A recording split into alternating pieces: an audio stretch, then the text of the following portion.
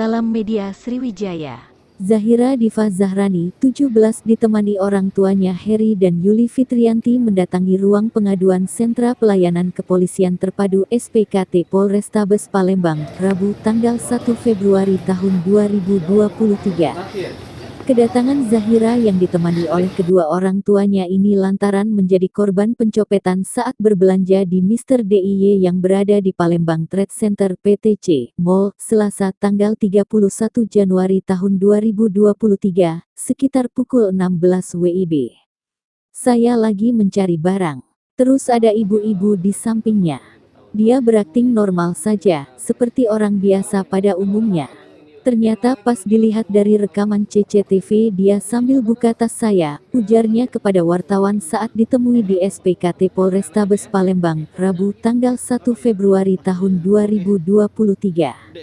Ia menjelaskan, bila saat berada di kasir membayar barang belanjaan, dia baru menyadari bahwa resleting tas miliknya sudah terbuka dan dia pun langsung mencari keberadaan ponselnya. Pas mau bayarkan resleting tas terbuka dan saya cari ponsel tidak ada lagi. Kemudian saya melihat rekaman CCTV dan ternyata benar ibu-ibu itu yang membuka tas saya. Yang hilang HP Samsung Galaxy A52s, katanya. Kasat Reskrim Polrestabes Palembang AKBP Haris Dinzah membenarkan pihaknya telah menerima laporan korban. Sudah membuat laporan polisi, masih dalam penyelidikan, katanya. Humas PTC Mall Felis membenarkan aksi copet tersebut. Dia mengatakan, kejadian itu sedang ditangani oleh aparat kepolisian. Ditunggu saja update-nya. Untuk sekarang kami sudah serahkan data-data yang ada untuk bukti pendukung. Ini kita minta diproses agar kedepannya jangan ada yang coba-coba melakukan kriminal di PTC.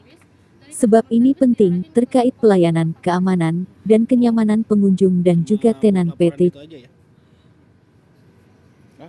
Ya, tidak apa itu. Tidak apa-apa. Tidak apa-apa. Pakai masker ini.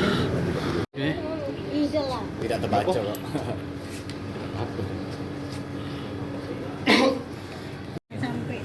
Adik kita waktu PDC ngapain? Anak. Anak kita ini kan lagi ini ya, bimbel jadi dia. Oke. Ada. Kira-kira usianya berapa?